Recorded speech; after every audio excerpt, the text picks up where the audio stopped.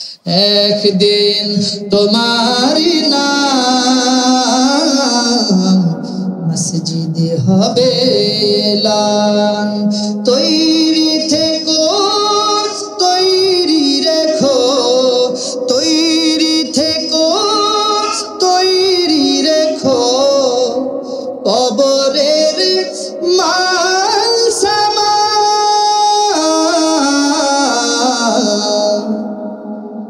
একদিন সবারই নাম মসজিদে হবে এলান। একদিন তোমাকে পরিয়ে কাফন, সঙ্গী সাজন করবে দাফন। হঠাৎ চলে যাবে আদরের ধন, প্রিয় মা বাবার ভাসিয়ে নয়ন। তৈরি থেকো, তৈরি রেখো, তৈরি থেকো, তৈরি রেখো, সুন্নতি আমলে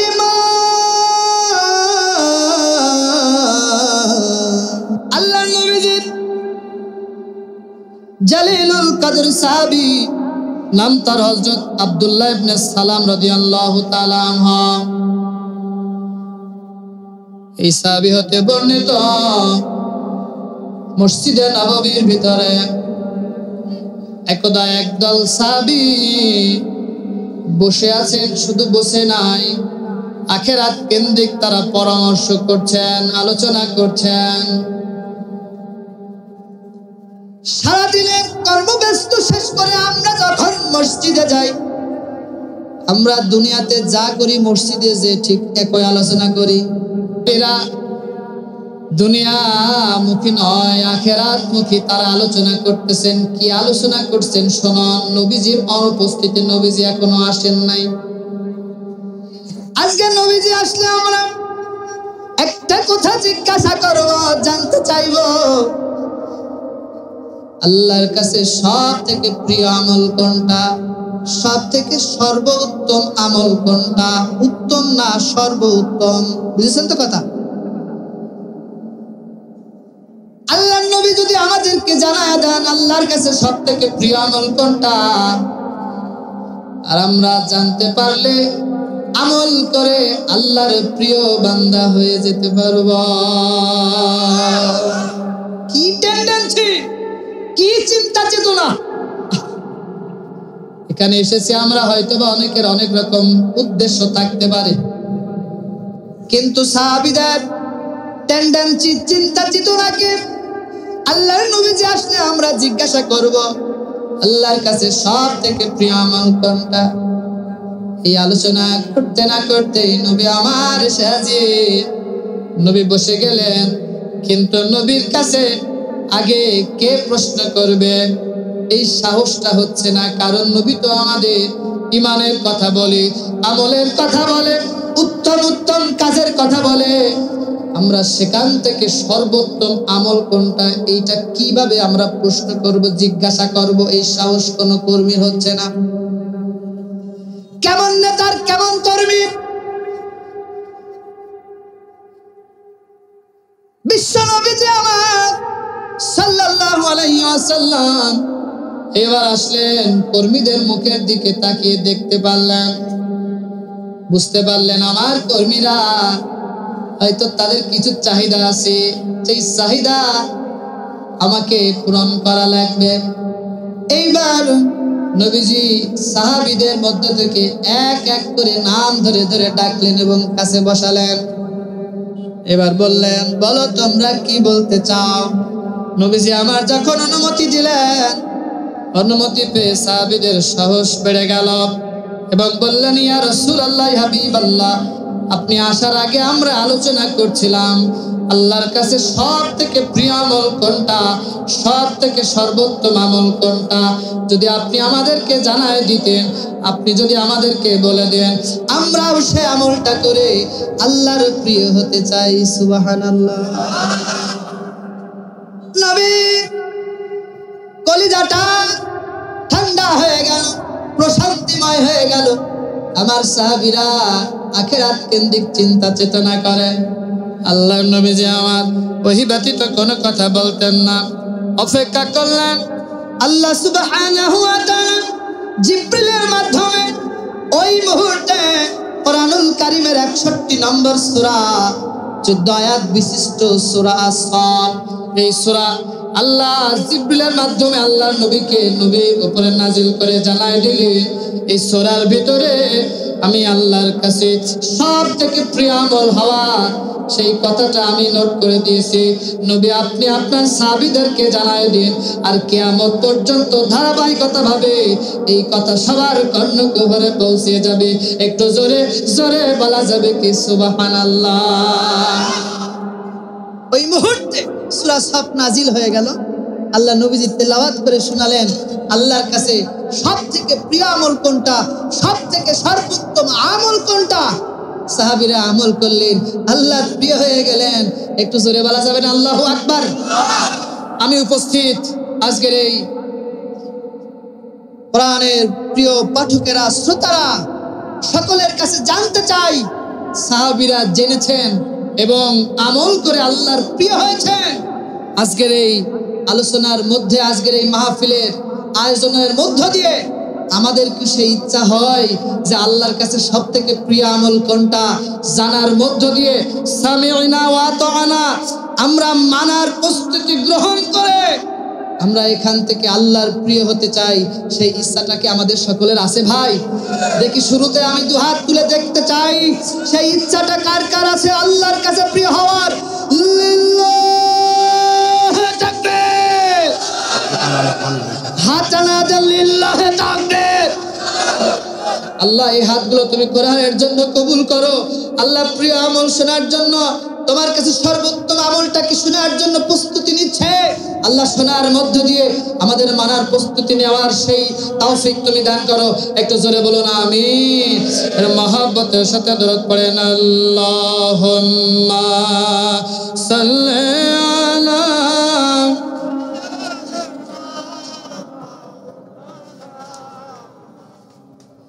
وعلى آل سيدنا। দোকান পাশারি তো অনেক ভাইরা দাঁড়িয়ে আছেন, আমি ঘোরাফেরা করছেন, দৃষ্টি আকর্ষণ করছি ভাই, এই মাহফিল আগামীকাল থাকবে না, এই রহমতের বাগান আগামীকাল পাওয়া যাবে না। এজন্য আপনারা এসে বসে যান আর মহব্বতের সাথে বলুন আল্লাহু আকবার। আমি কোরআনের চেয়ে দামি আর কিছু পাই না। এই পৃথিবীতে কোরআনের চেয়ে দামি আর কিছু আছে? আওয়াজ দিয়ে বলেন আছে। আমি কোরআনের চেয়ে দামি আর কিছু পাই না, কোরআনের চেয়ে মজা অন্যতে পাই না। কি করে বোঝাবো তা জানি না। আমি কোরআনের চেয়ে দামি আর কিছু পাই না, কোরআনের চেয়ে মজা অন্যতে পাই না। কি করে বোঝাবো তা জানি না। কোরআনে কারীম সে তো আল্লাহ তাআলার, তার কাছে ফিরে যেতে হবে সবার। কোরআনে কারীম সে তো আল্লাহ তাআলার, তার কাছে ফিরে যেতে হবে সবার। তবে কেন কোরআনের কথা মানো না? তবে কেন কোরআন দিয়ে সমাজ গড়ো না? কি করে বোঝাবো তা জানি না। আমি কোরআনের চেয়ে দামি আর কিছু পাই না, কোরআনের চেয়ে মজা অন্যতে পাই না। কি করে বোঝাবো তা জানি না। কোরআনে আছে ভাই আল্লাহর বাণী, বার পড়ো তাই কোরআন খানি। কোরআনে আছে ভাই আল্লাহর বাণী, বারবার শোনো তাই কোরআন খানি। মরণের পরে পাবে জান্নাত খানা, মরণের পরে পাবে জান্নাত খানা। কি করে বোঝাবো তা জানি না। লিল্লাহি তাকবীর। আসিকুম যালিকুম খায়রুল লাকুম ইন কুনতুম তা'লামুন।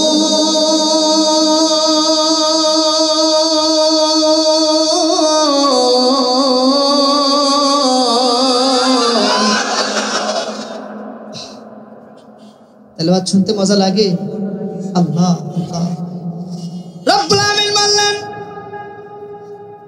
আমি আল্লাহর কাছে সবথেকে প্রিয় আমল। এই আয়াতটা বলার আগে ব্যাখ্যায় তার হাদিসটা বলে নেওয়া দরকার। আমি যে হাদিসটা তেলাওয়াত করেছি মুত্তাফাকুন আলাইহি, একই হাদিস বুখারী এবং মুসলিমের বর্ণনায় আল্লাহর হাবিব সাল্লাল্লাহু আলাইহি ওয়াসাল্লাম কি সুন্দর করে বলেছেন। হযরত আবু যর রাদিয়াল্লাহু তাআলা আনহু থেকে বর্ণিত, সাহাবী আবু যর নিবেদন করলেন, বলতো ইয়া রাসূলুল্লাহ সাল্লাল্লাহু আলাইহি ওয়াসাল্লাম, আল্লাহর কাছে সবথেকে প্রিয় আমল কোনটা আপনি আমাকে জানাই দিন। আল্লাহর নবীজি বললেন আল ঈমানু বিল্লাহ, আল্লাহর কাছে সবথেকে প্রিয় আমলের আগে যেটা তোমার পূরণ করা লাগবে আল্লাহর প্রতি ইমানের সাক্ষ্য দেওয়া, ইমানের সাক্ষ্য দেওয়া, ইমানদার হওয়া। একটু জোরে জোরে বলা যাবে কি সুবহানাল্লাহ।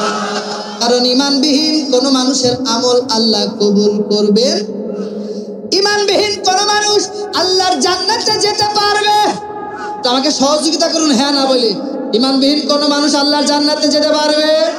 সে যদি বড় নেতা হয়, যদি পাওয়ারফুল দলের পাওয়ারফুল নেতা হয়, আর ইমান না থাকে, যদি কোন পীর সাহেবের মুরিদ হয়, এমনকি পীর সাহেব হয়, ইমান না থাকলে আল্লাহর জান্নাত তার নসিবে নাই। কথা বলে ঠিক কিনা ভাই? আল্লাহ বলেছেন আল্লাযীনা আমানু ওয়া আমিলুস সালিহাত উলাইকা আসহাবুল জান্নাহ হুম ফিহা খালিদুন। ঈমান এবং আমল, যারা ঈমান আনবে, আমল করবে, উলাইকা আসহাবুল জান্নাহ, আল্লাহ বললেন তারাই জান্নাতের মেহমান হবে। হুম ফিহা খালিদুন, চিরস্থায়ী জান্নাত তাদেরকে দেওয়া হবে। আল্লাহু আকবার বলেন। তাহলে ঈমান বড় দামি জিনিস। এরপরে আল্লাহর নবী যে বললেন আল জিহাদু ফি সাবিলিল্লাহ, ইমানের সাক্ষ্য দেওয়ার পরে আল্লাহর কাছে সবথেকে প্রিয় আমল জিহাদ ফি সাবিলিল্লাহ। জিহাদ ফি সাবিলিল্লাহ, আপনাদের ভয় পাওয়ার কারণ নেই, বিচলিত হওয়ার কারণ নেই। আয়াত থেকে বিস্তারিত বললেই আপনারা বুঝতে পারবেন। জিহাদের কথা শুনে পিলে চমকে উঠলে হবে না। জিহাদের অপব্যাখ্যা দিতে দিতে আজকে এমন একটা পর্যায়ে পৌঁছে গেছে, জিহাদের কথা শুনলেই মুসলমানদের পিলিয়ে চমকে ওঠে। ঠিক না? মনে করো জিহাদ মানে মারামারি, জিহাদ মানে কারাকারি, জিহাদ মানে রক্তারক্তি। জিহাদ থেকে জিহাদ এসেছে অর্থ হচ্ছে চেষ্টা করা, প্রচেষ্টা করা। ও ভাই, একজন চেয়ারম্যান যখন ক্যান্ডিডেট হয় তার চেষ্টা প্রচেষ্টা থাকে ওই ক্যান্ডিডেট, ওই চেয়ারম্যান তাকে সফলতা অর্জন করে পাশ করা। কথা বলেন তো ঠিক কিনা? আচ্ছা, কোন চেয়ারম্যান ক্যান্ডিডেট কি হয় যে ফেল করার জন্য দাঁড়ায়? কথা কয় না, জোরে বলেন।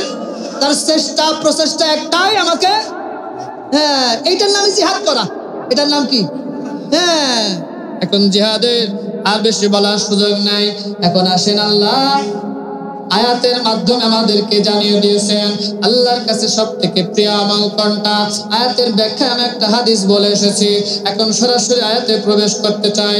রব্বুল আমিন বললেন তুমিনুনা বিল্লাহি ওয়া রাসূলিহি, আমি আল্লাহর, শোনো, আল্লাহর কাছে সবথেকে প্রিয় কাজ, সর্বোত্তম কাজ, এটা জানার আগে তোমাদেরকে যেই শর্ত মানা লাগবে, তুমিনুনা বিল্লাহি ওয়া রাসূলিহি, আমি আল্লাহ এবং রাসূলের প্রতি ঈমানের সাক্ষ্য দেওয়া।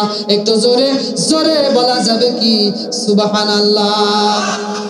এই ঈমানের সাক্ষ্য দেওয়ার পরে আমি আল্লাহর কাছে সবথেকে প্রিয় কাজটা, সর্বোত্তম যেই কাজটা, তা হলো কি? তোমরা শোনো, আল্লাহ স্পষ্ট আয়াতের ভিতরে জানিয়ে দিয়েছেন আতুজাহিদুনা ফি সাবিলিল্লাহ।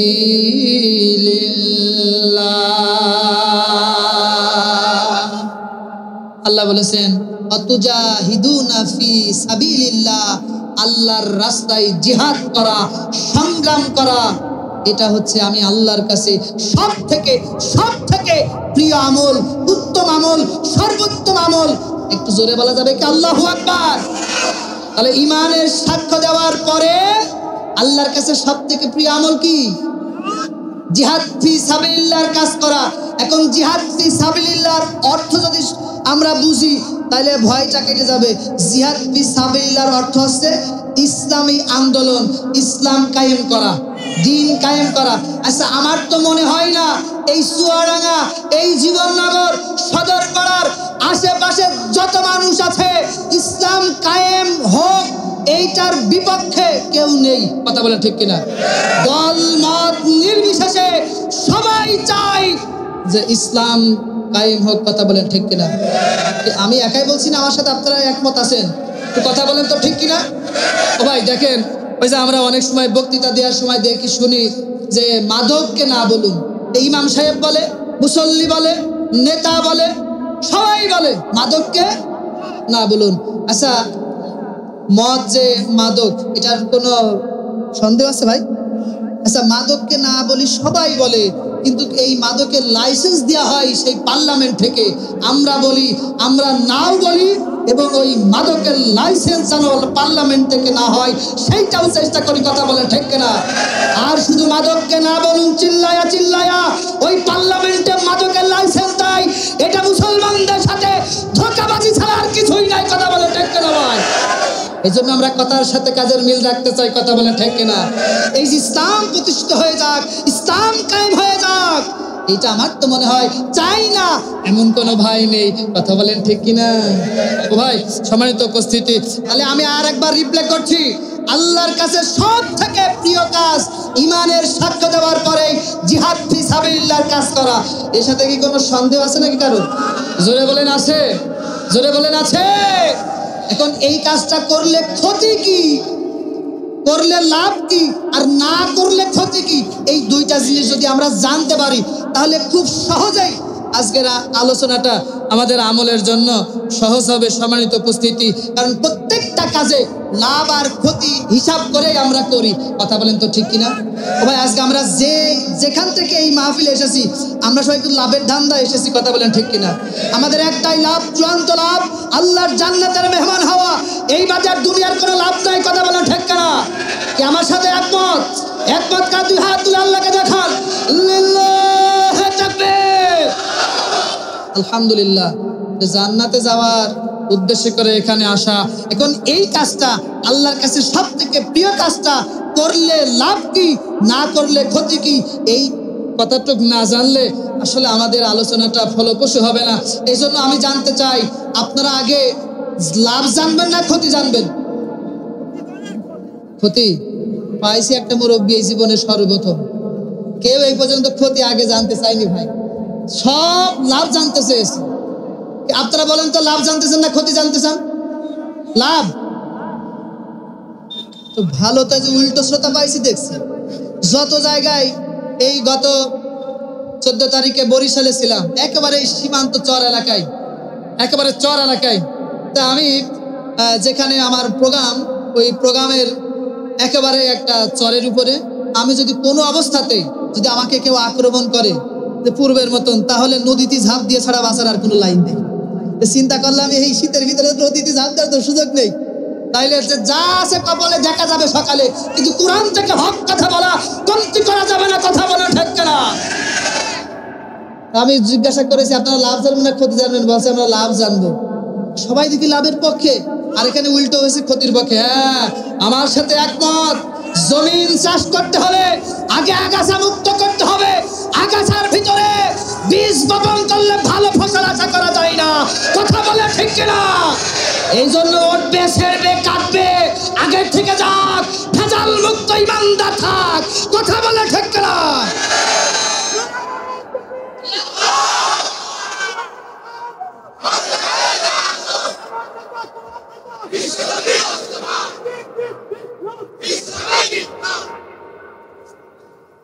আপনারা সব বুড়া হয়ে গিয়েছে, আর সে এখন ইমানের বলে বলিয়ান হয়ে এখনো তাগুত নওজোয়ান আছে। আল্লাহু আকবার বলে, এটাই তো আমাদের পরিচয়। সম্মানিত উপস্থিতি, কিন্তু আমি আপনাদেরকে বলতে চাই, বাশিরু ওয়ালা তুনাফিরু। আওয়াজ কমালে হবে না ভাই, বাড়াইতে হবে। খুব দারুণ আওয়াজ, আমি যতক্ষণ না দিতে বলবো ততক্ষণ মনে করছে ভালো হচ্ছে, দিতে বললেই কমছে। আল্লাহর নবীজি বলেছেন, বাশিরু ওয়ালা তুনাফিরু, তোমরা সুসংবাদ দাও, দুঃসংবাদ দিও না।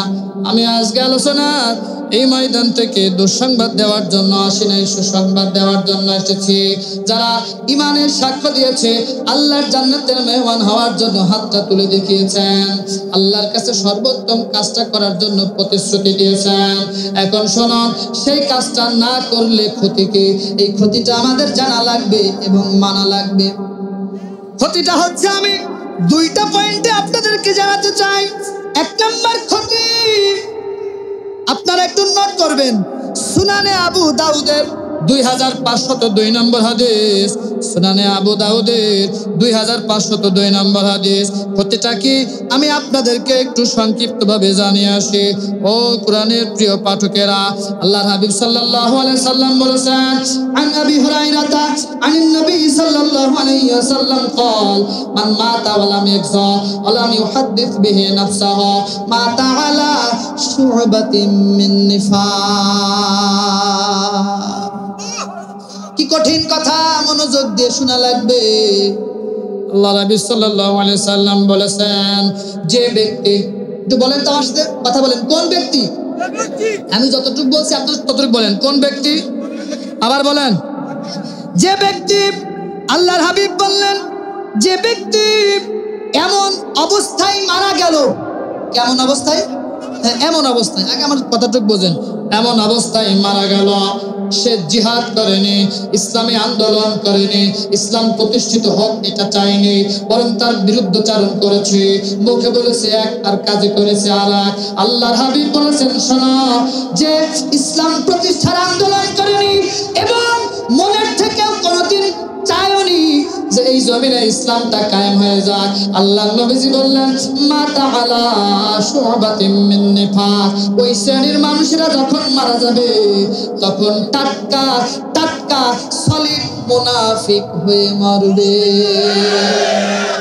কথাটা আমার না নবীজির, আমি হাদিসের কোটেশন দিয়েছি। আল্লাহর নবীজি বললেন, মুনাফিক হয়ে মরবে। এরপরে সাহাবীরা জিজ্ঞাসা করলেন, ইয়া রাসূলুল্লাহ, ইয়া হাবিবাল্লাহ,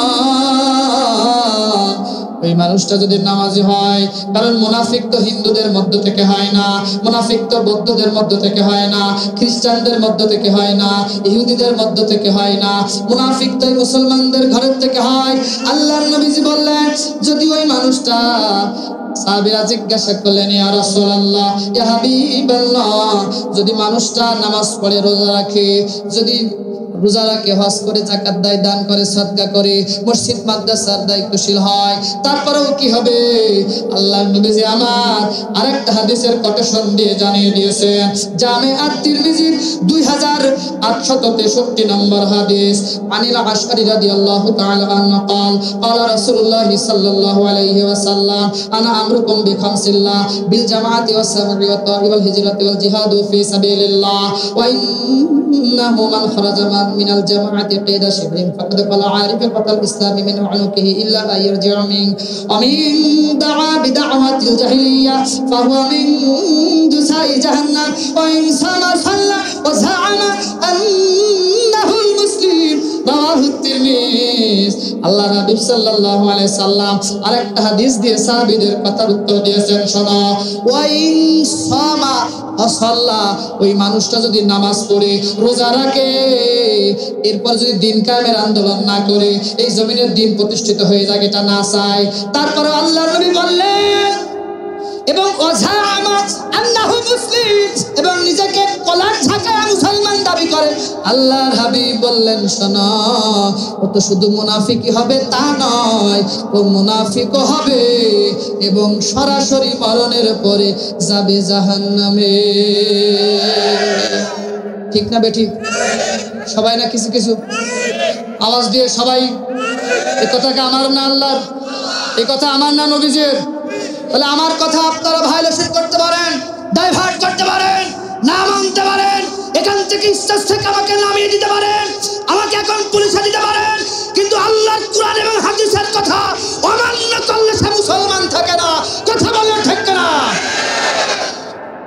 কথা বলেন ঠিক কিনা ভাই? ঠিক আছে না ভাই আমার? তাহলে এবার শুনুন, এখন সাহাবীরা জিজ্ঞাসা করলেন, আল্লাহ নবীজি উত্তর দিলেন। এখন আমাদের মনে অনেকের প্রশ্ন আসতে পারে, তাহলে নামাজ রোজা হজ যাকাতের দুদিন আমরা কি করলাম? শুনুন, আমি নামাজ রোজা হজ যাকাতের বিপক্ষে বলছি না। ইসলাম পূর্ণাঙ্গ, একটা মানবেন একটা মানবেন না, তা তো হতে পারে না। আমি বাড়ি থেকে আসার সময় যদি ডান হাতের এই হাতাটা, জামার হাতাটা যদি না দিয়ে আসতাম, তাহলে স্টেজে বসতেও দিতেন না, ওয়াজও শুনতেন না, বলতেন ভালো মস্তিষ্কের না পাগল। কিছু পারলাম না, তাতে পাগল বলবে। আর ইসলামের কিছু মানলাম না, এটা আমাদের ভালো বলার সুযোগ নাই। কথা বলেন ঠিক কিনা? ভাইরা আমার, এবার শুনুন, নামাজ রোজা হজ যাকাত থাকার পরে ইসলামী আন্দোলন যে কাজটা আল্লাহর কাছে সবথেকে প্রিয়, যদি না করা হয় অবস্থা কি হবে? আমি শুধু এই ক্ষতিটা, এত বেশি ক্ষতি জানার পরে এই আলোচনাটা আমার জীবনের মূল আলোচনা আমি নিয়েছি, আমাকে সংশোধন করার জন্য আমি নিয়েছি।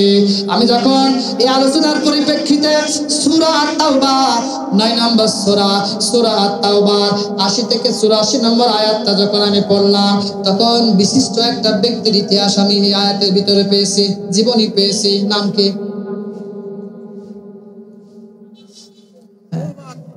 মানে সে সব করেছে, কিছু ইসলামী আন্দোলন করেনি। আব্দুল্লাহ বিন উবাই ইবনে সুলুল। ইতিহাস পড়েননি আপনারা? আচ্ছা, এই ব্যক্তি জীবনে নামাজ ছিল না ভাই? ওর ভাই আমার আপনার মতো নামাজি নাকি? আরে নবীজি যেই জায়গায় দাঁড়িয়ে নামাজ পড়েছেন, তার পিছনে যার ইসলাম, সেটা হচ্ছে আব্দুল্লাহ বিন উবাই।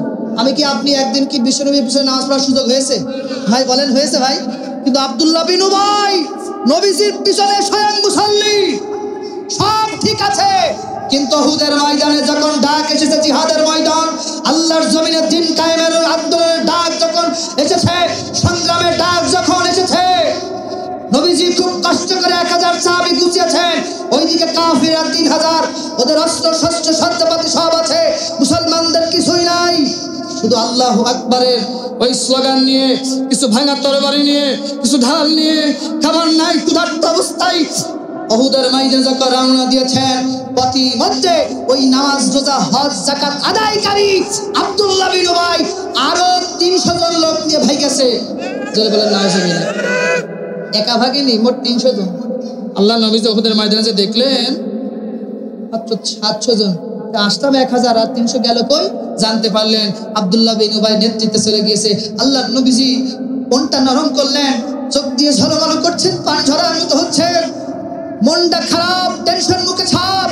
আল্লাহ বললেন, নবী হে, আপনি এই যুদ্ধের ময়দানে, দ্বীন কায়েমের ময়দানে, জিহাদের ময়দানে আমার প্রিয় হওয়ার জন্য এসেছেন। ভয় কেন? টেনশন কেন? মুখে কেন কালেমার ছাপ রয়েছে? কেন দাগ রয়েছে? টেনশন করার কোনো সুযোগ নেই। আব্দুল্লাহ বিন উবাই আরো 300 জন নিয়ে ভেগে গেছে। তাতে কি হয়েছে? ও তো ওর কপাল পুড়িয়েছে, আর আমি ইমানদারদের সাথে আছি। আল্লাহু আকবার বলেন। আব্দুল্লাহ বিন উবাই গিয়েছে 2টা সার্টিফিকেট নিয়ে। জোরে বলেন কয়টা? সবাই বলেন কয়টা? আরো জোরে কয়টা? 1 নম্বরে মুনাফিক। শুধু মুনাফিক বললে হক আদায় হবে না। 1 নম্বরে মুনাফিক না, মুনাফিকের সর্দার, এবং যাবে কোথায়? জাহান্নামে। বললে হক আদায় হবে না, জাহান্নামে। আল্লাহর কোরআন প্রমাণ করছে, ইন্নাল মুনাফিকিনা ফিদ দারকিল আসফালি মিনান নার। ও মুনাফিকের সর্দার, এবং যাবে জাহান্নামের তলদেশে। নামাজ রোজা হজ যাকাত সব ঠিক ছিল, ইসলামী আন্দোলন করে নাই, দ্বীন কায়েমের প্রচেষ্টা করে নাই, তার বিরোধিতা করার কারণে মুনাফিকের সর্দার হয়ে জাহান্নামের কীট হয়ে দুনিয়ার থেকে বিদায় নিয়ে লেগেছে। এই কাজ না করলে ক্ষতি কি? একটু আপনারা বুঝতে পেরেছেন? বলেন তো, কম না বেশি? ক্ষতি কম না বেশি? সব বিফলে যাবে। এজন্য আসুন না, আমাদের কষ্টের যত নামাজ হজ যাকাতের সাথে আমরা আল্লাহর প্রিয় হতে চাইলে এই মুহূর্তে আমাদের জিহাদ ফি সাবিল ইসলামী আন্দোলনের পথকে আঁকড়ে ধরতে হবে। আল্লাহ তৌফিক দান করুন, জোরে বলুন আমিন। আচ্ছা, এই কাজটা করতে হবে কয়টা জিনিস দিয়ে? কষ্ট হচ্ছে? কষ্ট পাচ্ছেন?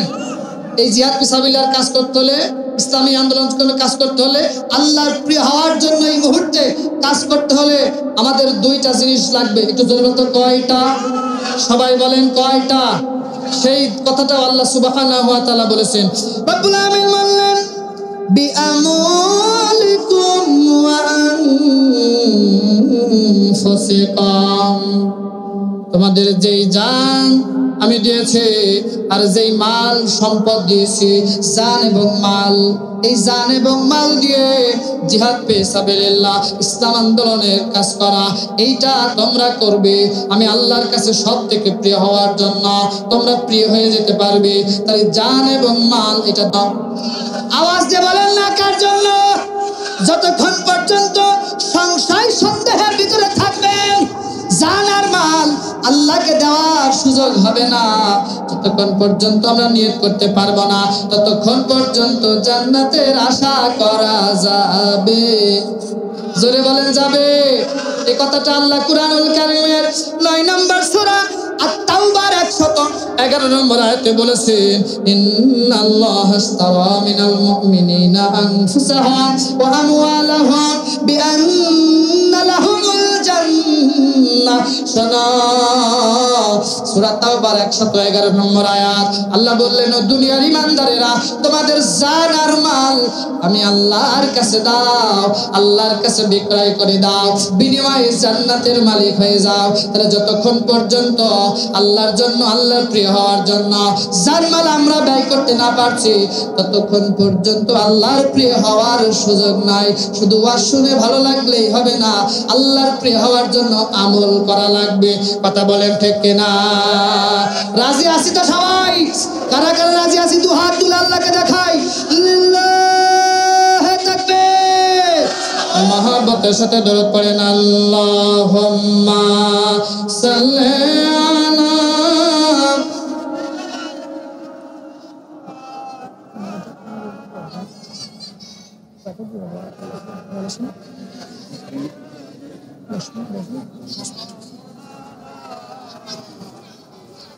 মহব্বতের সাথে দরুদ পড়েন, আল্লাহুম্মা সাল্লি আলা।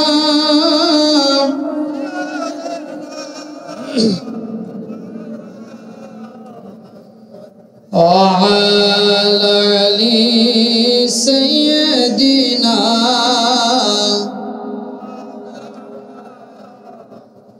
খারাপ লাগছে? চলবে কিছুক্ষণ? তাকবীর দেন তো, লিল্লাহি তাকবীর। একদিন আমারি নাম মসজিদে হবে, আমার হবে, আপনাদের হবে না? আমার এই সম্মানিত সভাপতি ভাইয়ের হবে না? আজকের প্রধান অতিথি আমার শ্রদ্ধাভাজন বড় ভাইয়ের হবে না? যেদিনকে নাম ওই মসজিদের মাইকে ঘোষণা হবে, অমুক গ্রামের অমুক আর নাই, যশ নাম খ্যাতি তাকাব্বুরি সব মাটির সাথে মিশে যাবে। কথা বলেন ঠিক কিনা? সেদিনকে মানুষ আর নামটাও ধরতে চাইবে না। যদি শোনা হয় কোথায় যাও, বলবে মরা বাড়ি। কথা বলে ঠিক কিনা? নাম বলার আগে ঘোষণা করবে মরহুম। মরহুম কি দাম? কোনো দাম নাই। একদিন সবারই নাম